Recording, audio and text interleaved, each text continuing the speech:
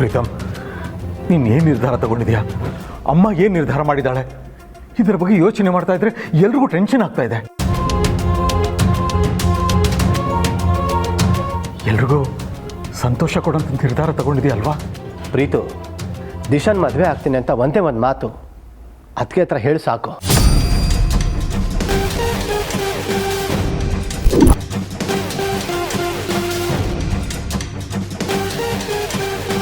ಪ್ರೀತು, ನೀನು ತಗೊಳ್ಳೋ ಡಿಸಿಷನ್ ಮೇಲೆ ಈ ಕುಟುಂಬದ ಸಂತೋಷ ನಿಂತಿದೆ.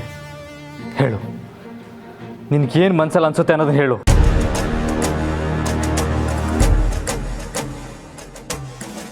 ಪ್ರೀತಮ್, ನೀನು ಹೂ ಅಂತ ಒಂದೇ ಒಂದು ಮಾತು ಹೇಳು.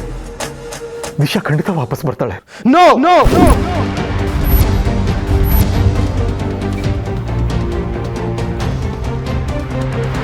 ಆಗದೆ ಇರೋ ವಿಷಯದ ಬಗ್ಗೆ ಮಾತಾಡಂಗೆ ಟೈಮ್ ವೇಸ್ಟ್ ಮಾಡೋಕೆ ಇಷ್ಟ ಇಲ್ಲ.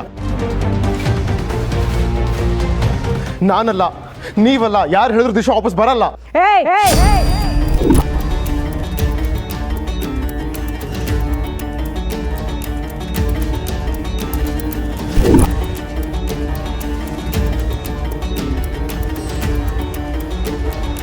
ಅವಳು ಬರಲ್ಲ ಅನ್ನೋದಕ್ಕಾಗ್ಲಿ, ಬಂದ್ರೆ ವಾಪಸ್ ಹೋಗು ಅನ್ನೋದಕ್ಕಾಗ್ಲಿ ನಿನಗೆ ಯಾವ ಅಧಿಕಾರನೂ ಇಲ್ಲ.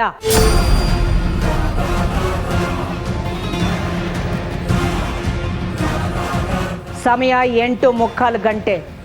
ನಾನು ಕೊಟ್ಟಿರೋ ಡೆಡ್ಲೈನ್ ಸಮಯಕ್ಕೆ ಇನ್ನು ಬರೀ 15 ನಿಮಿಷ ಬಾಕಿ ಇದೆ. ಯಾರು ಬರಲಿ ಬಿಡ್ಲಿ, 9 ಗಂಟೆಗೆ ಸಮಯ ಮುಗಿದು ಹೋಗುತ್ತೆ.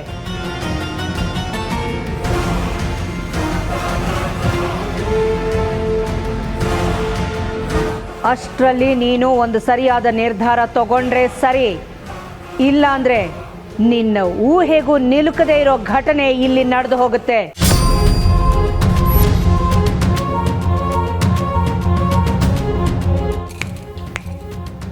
ಅರ್ಥ ಆಯ್ತಾ ಮಿಸ್ಟರ್ ಪ್ರೀತಮ್?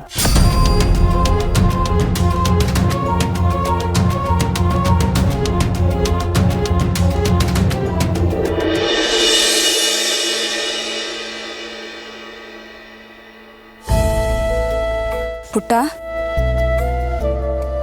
ಏನಕ್ಕ? ಪುಟ್ಟ, ನಂಗೊಂದು ಸಹಾಯ ಮಾಡ್ತೀಯಾ? ಹೇಳಕ್ಕ. ಈ ಪತ್ರನ ಪ್ರೀತಮ್ ಅಂಕಲ್ಗೆ ಕೊಡ್ತೀಯಾ? ಸರಿ ಕೊಡಕ್ಕ.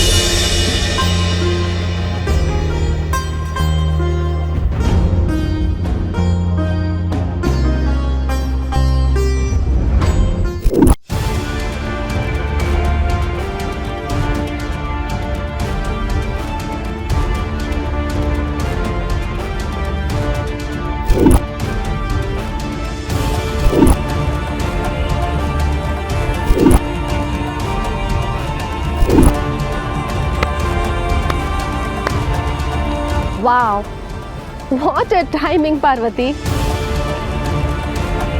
ನಾನು ಎಂಟ್ರಿ ಆಗೋ ಸಮಯಕ್ಕೆ ಸರಿಯಾಗಿ ಎಕ್ಸಿಟ್ ಕೊಡ್ತಾ ಇದೀಯಾ?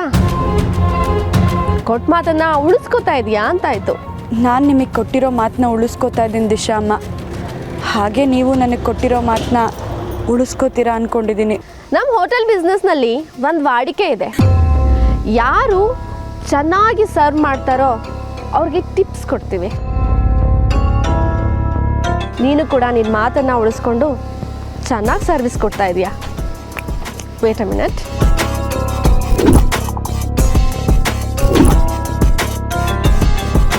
ಟಿಪ್ಸ್. ನಿನ್ನ ಮುಖ ನೋಡಿದ್ರೆ ಬೆಳಗ್ಗೆಯಿಂದ ಏನೂ ತಿಂದಿಲ್ಲ ಅನ್ಸುತ್ತೆ. ತಗೋ, ಏನಾದರೂ ತಿಂದ್ಬಿಟ್ಟು ಸಾಯಿ.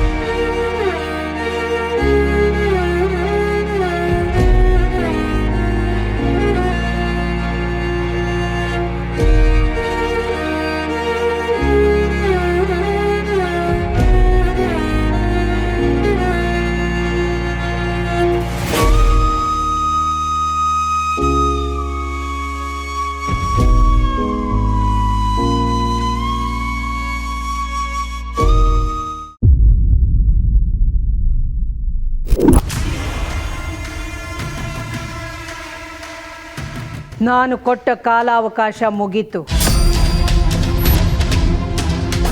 ಸಮಯ 9 ಗಂಟೆ.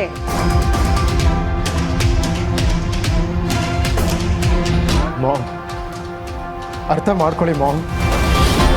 ನಾನು ಒಪ್ಪಿದ್ರು ದಿಶಾ ವಾಪಸ್ ಬರ್ತಾಳೆ ಅಂತ ಅನ್ಕೊಂಡಿದ್ದೀರಾ?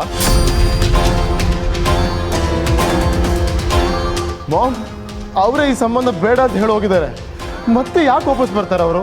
ಮತ್ತೆ ವಾಪಸ್ ಬಂದ್ರೆ no ma'am, it's impossible. It's possible.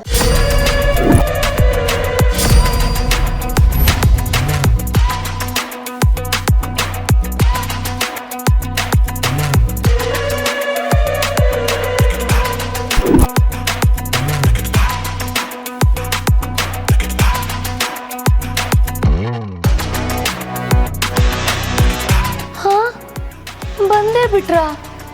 ಇದು ಹೇಗೆ ಸಿಂಕ್ ಆಯಿತು?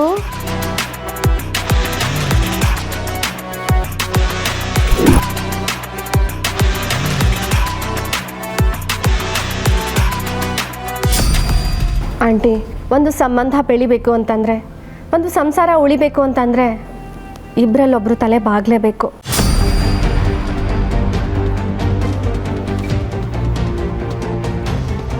ನಿಮ್ಮ ಮಾತಿಗೆ ಬೆಲೆ ಕೊಟ್ಟು, ನಿಮ್ಮ ಪ್ರೀತಿಗೆ ಗೌರವ ಕೊಟ್ಟು, ಸಂಬಂಧ ಸಂಸಾರ ಎರಡನ್ನೂ ಉಳಿಸ್ಕೊಳ್ಳೋದಕ್ಕೆ ನಾನೇ ಬಂದಿದ್ದೀನಿ ಆಂಟಿ.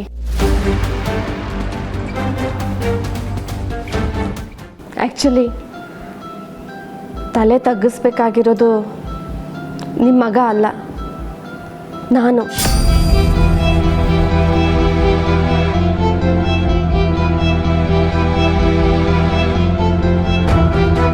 ಪ್ರೀತು ಜೊತೆ ಹಸೆ ಮಣೆ ಏರಿ ಅವನ ತಾಳಿ ಕಟ್ಟೋವಾಗ ತಲೆ ತಗ್ಗಿಸ್ಬೇಕಾಗಿದ್ದು ನಾನೇ ಅಲ್ವಾ ಆಂಟಿ?